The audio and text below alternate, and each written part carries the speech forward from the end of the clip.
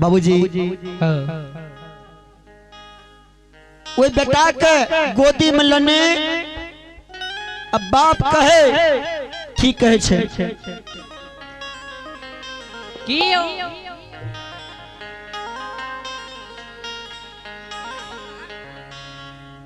बेटा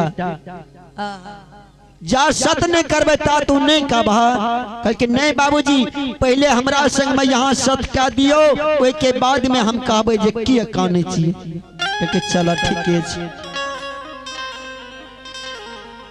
भगवान ए बाप बेटा के संग में सत क्या रहले ये देखल जाए एक सत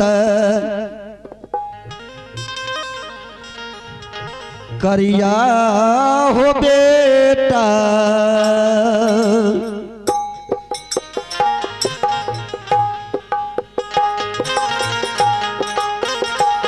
सतयई दोसर हो एक सता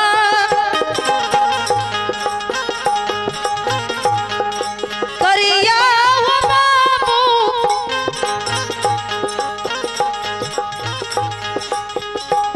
सता का दोसर हो जो तोर कहला काटतई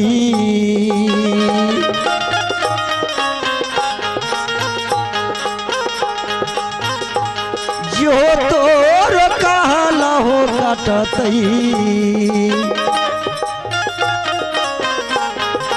आय नर कहतई बास हो सिया नारायण बोलो राधे श्याम प्रेम से यो सिया नारायण बोलो राधे श्याम प्रेम से यो सिया नारायण बोलो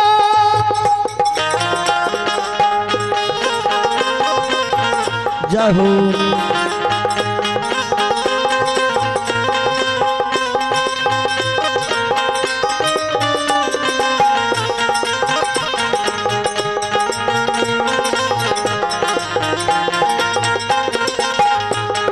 तो आइए भगवान के दरबार में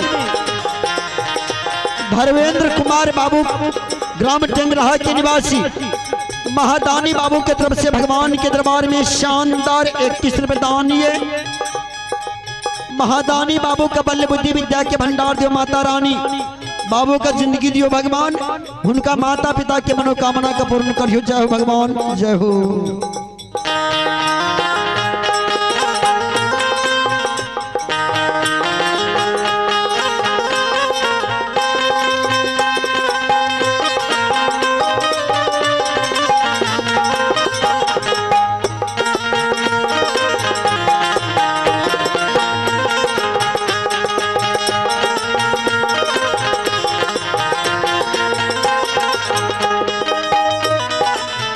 संत श्रमणी श्रोता बंधु ये देखल जाए जखनी पिताजी पुत्र के संग में सत क्या दिल के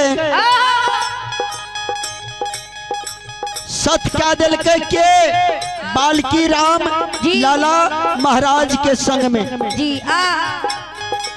कल के बेटा एक सत दू सत ब्रह्मा विष्णु सत ये तोहर कहल काटे 80 कोस नरक में बास हेते हे पिताजी जे सत कल के से लाला महाराज ए बाबा के धर्मात्मा के यह पारा मान हो खुशी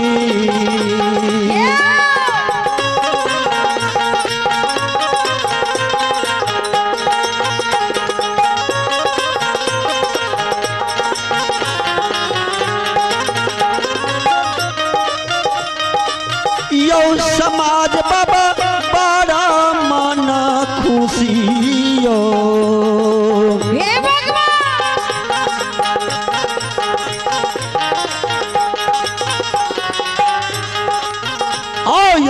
भेल यो समाज बाबा सब यो समाज बाबा सब और बेटा धर्म माता माँ के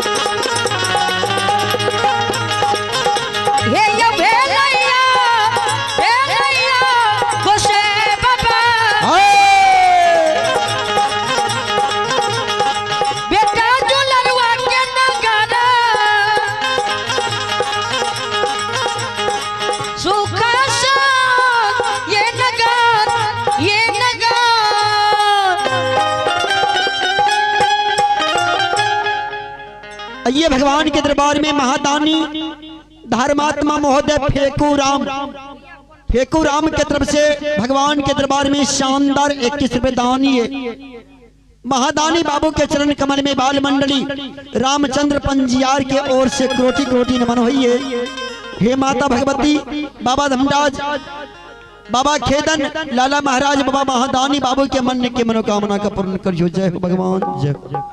तो आइए डॉक्टर साहब अर्जुन कुमार बाबू, डॉक्टर साहब अर्जुन बाबू के तरफ से भगवान के दरबार में शानदार 51 रुपए दानिए। डॉक्टर साहब अर्जुन बाबू का बल बुद्धि विद्या के भंडार जो भगवान सद्बुद्धि सद्विचार जो सब दिन ऐ समाज के डॉक्टर साहब मन से सेवा करते हैं, उनका माता पिता एवं समस्त परिवार में सुख शांति के मनोकामना का पूर्ण करियो। बोलो दानी महाराज की जय। संत श्रोमणी श्रोतबंधु, जब पिताजी सत का दिल के बेटा के संग में तब कहल के लाला महाराज बाबा कल के बाबूजी चुप भा गेले, काने जे रहे चुप भा गेले। कल के या बता जे तू क्या हमरा से सत करे ले ये। कल के बाबूजी हम अला का सत करेलू यहाँ से जे आए हमरा ऐ सुखासन नगरी में 80 मन के डंका विचार करबे। 5 साल के बच्चा कहल के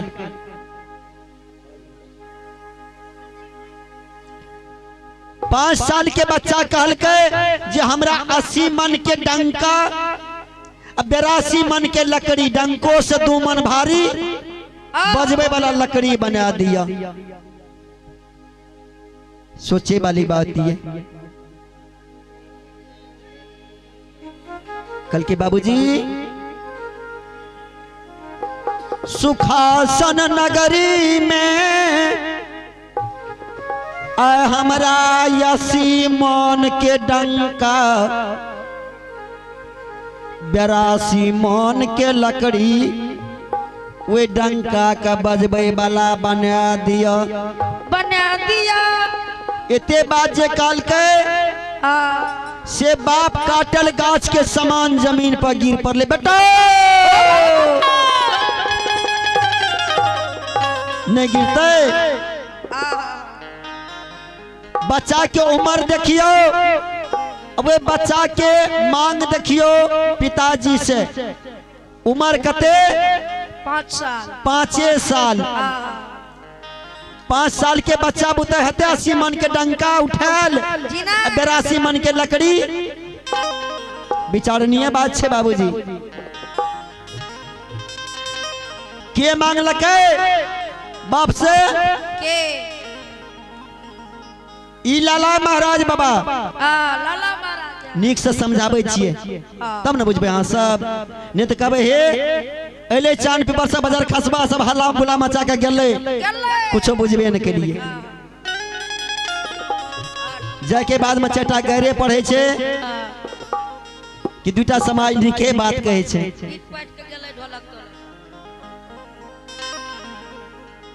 एला के नीक से समझावे पड़े छे तब न बुझबे। एते बात जे कहल के से लाला महाराज बाबा के पिताजी काटल गाछ के समान जमीन पर गिर पड़ले। ओ भगवान